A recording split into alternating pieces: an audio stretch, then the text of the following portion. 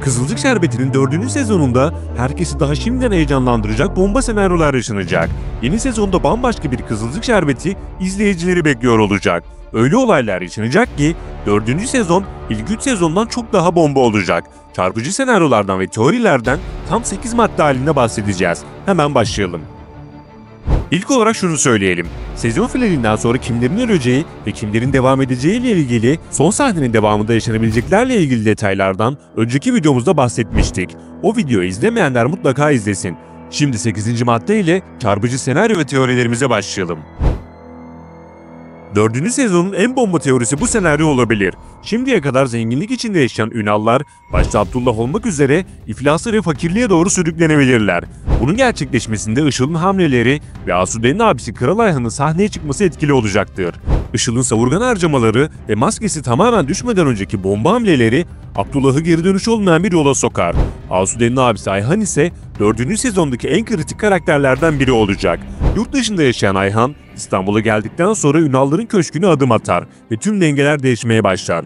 Karizmatik ama tehlikeli bir iş insanı olan Ayhan, Asude'nin de etkisiyle şirkette ağırlığını koymaya başlar ve hatta Ünal şirketinin hisselerini ele geçirmeyi bile planlayabilir. Ayrıca önceki videomuzda bahsettiğimiz Ayhan'ın Işıl'la geçmişte bağlantısı olabileceği teorisi hala geçerli.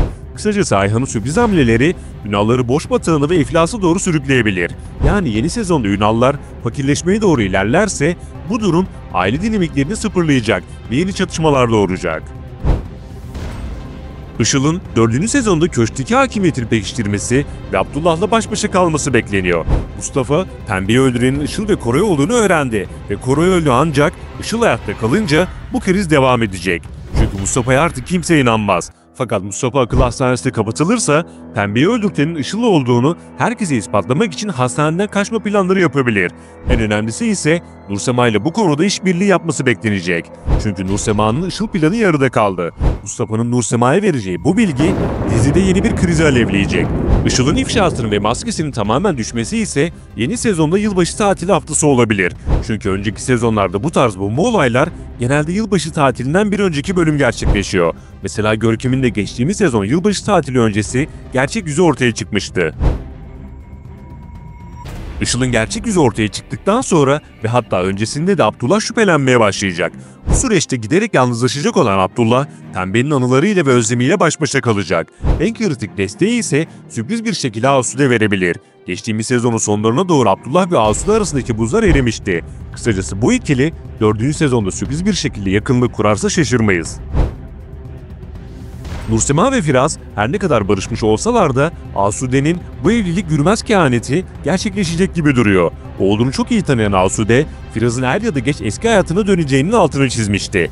Belki de Firaz'ın eski çapkın hayatını özlemesi ve yapacağı kaçamaklar Nursema ile evliliklerinin çalkantılı bir sürece girmesine neden olur.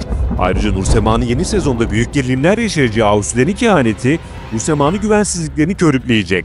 Firaz'ın çapkınlık söylentileri Asude'nin en büyük kozu olacak. Yani Nursema 4. sezonda Firaz ve Asude ile ilgili farklı bir döneme geçiş yapacak. Bakalım Asude'nin kehaneti gerçek olacak mı?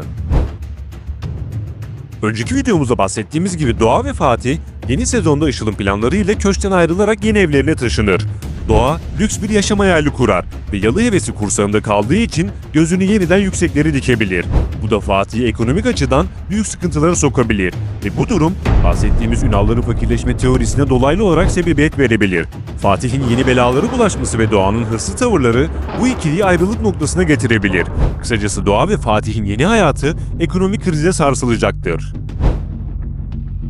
Kıvılcım'ın fenalaşarak erken doğum yapması ve bebeğin bir süre kuvözde gözetim altında tutulmasıyla bu ikili sıkıntılı bir süreç geçirecek.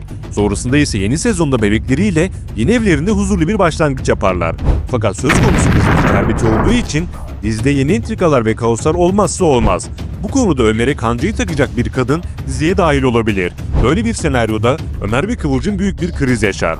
Bakalım bu ikilinin büyük aşkları yeni sezonda yeni engelleri aşabilecek mi? 4. sezonda Nilay'ın Mustafa olmadan yaşayacağı yeni hayat, farklı kaosların başlangıcı olacak. Son olanların ardından stres sonrası travma yaşaması beklenen Nilay, yeni evinde oğluyla birlikte hayata sıfırdan başlayacak.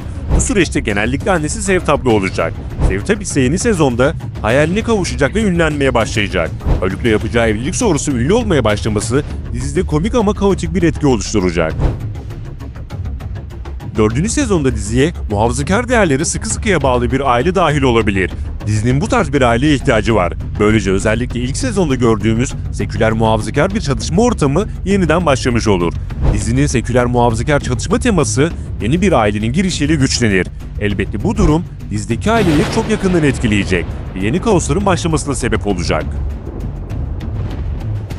Yeni gelişmeleri ve videoları kaçırmamak için bildirimleri mutlaka açalım. Bir sonraki videomuzda görüşmek üzere. Hoşça kalın.